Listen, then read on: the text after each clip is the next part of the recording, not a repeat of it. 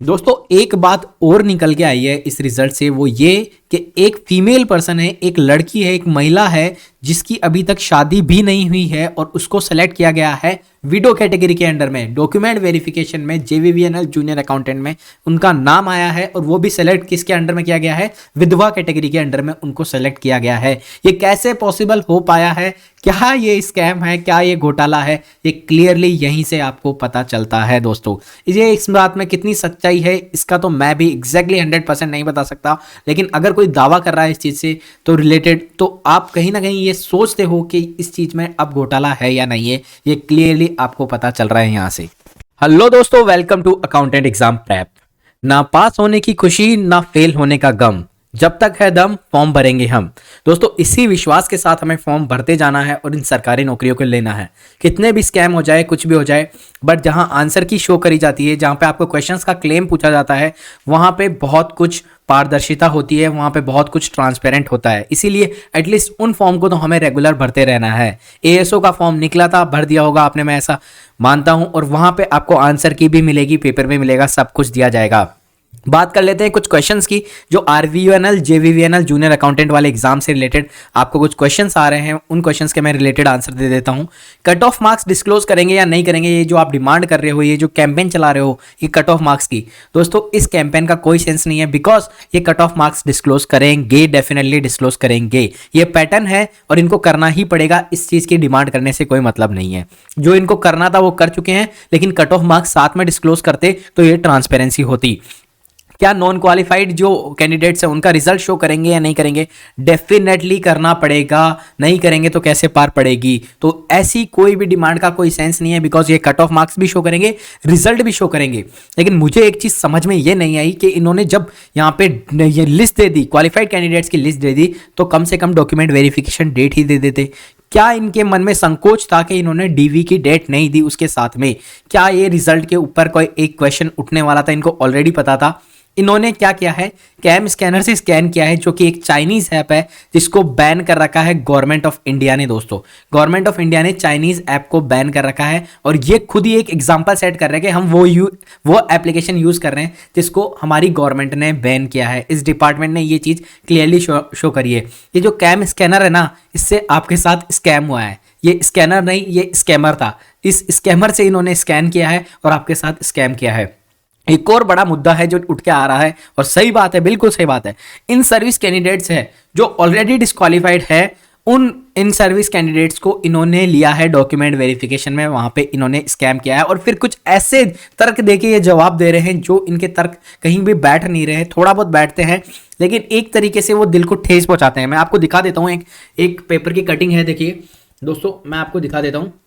ये कटिंग है जिसमें इन्होंने क्या बोला है, देखिए ध्यान से देखिए। भर्ती प्रक्रिया के तहत आए आवेदनों में 5 साल सेवा पूरी करने वाले अभ्यर्थियों की छंटनी परीक्षा से पहले नहीं की गई।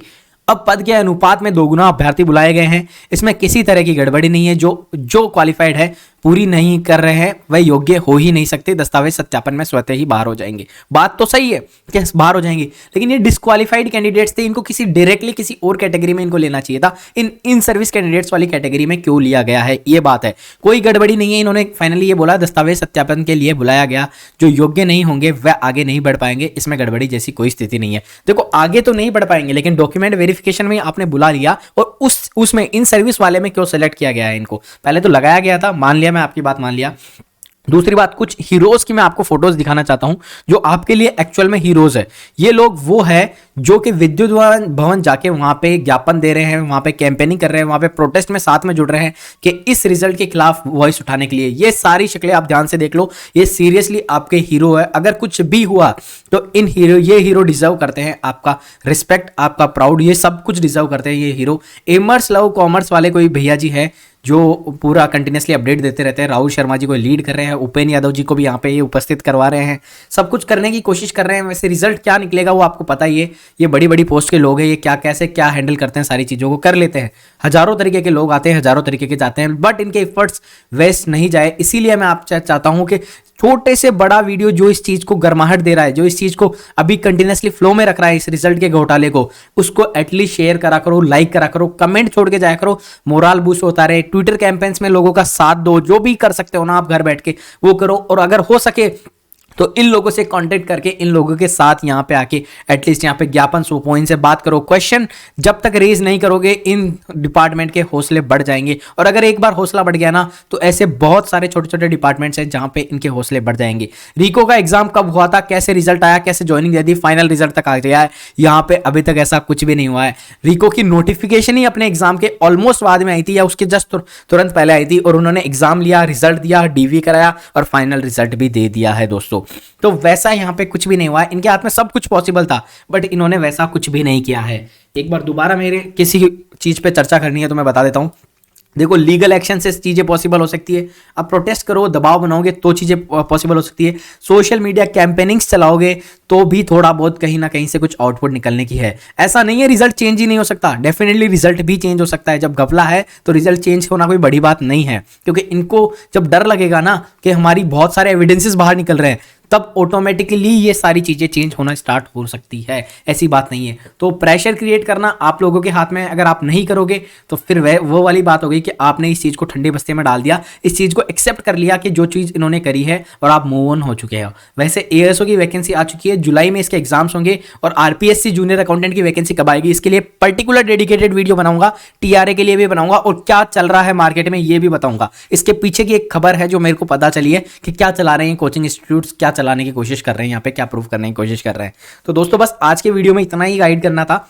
ये जो क्वेश्चन है, आपकी डिमांड है कट ऑफ शो करो, ये करो, वो करो, ये सब कुछ तो मिलने ही वाला है आपको। जो नहीं मिलने वाला वो ये है कि इस घोटाले में से आपको एक जेन्युइन आउटपुट नहीं मिलने वाला है। इस चीज को क्लियर करने के लिए आप legal action, protest, social media campaigns, result को चेंज कराने वाला या आंसर की मिल जाए तो इससे बेटर कुछ हो ही नहीं सकता, जो कि पॉसिबल लग नहीं रहा। आंसर की ये देते ही नहीं है तो पॉसिबल है भी नहीं। वैसे आंसर की मिल जाए तो सारी ही चीजें क्लियर हो जाए। अगर आपको मेरी ये बातें बिल्कुल अगर सच लगती है, कुछ अगर इनमें जेन्युइननेस लगती है तो प्लीज़ वीडियो को लाइक भी करना। कभी नहीं बोलता मैं, लास्ट में आके ही बोलता हूँ शेयर करना, बट इन वीडियोस को शेयर करना जरूरी है।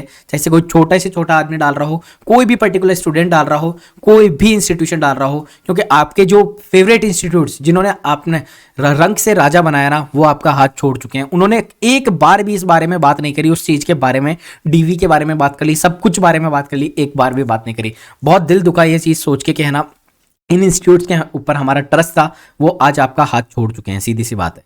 तो दोस्तों देख लेना क्या करना है क्या नहीं करना, बट एक छोटा सा कमेंट छोड़ के जाना आपके लिए, मेरे लिए, कि कैसा लग रहा है आपको, क्या होना चाहिए, क्या नहीं होना चाहिए, क्या चीज़ करें ऐसा कि कुछ आउटपुट इससे बाहर निकाल सके। Bye bye, love you all, मिलते हैं नेक्स्ट वीडियो में।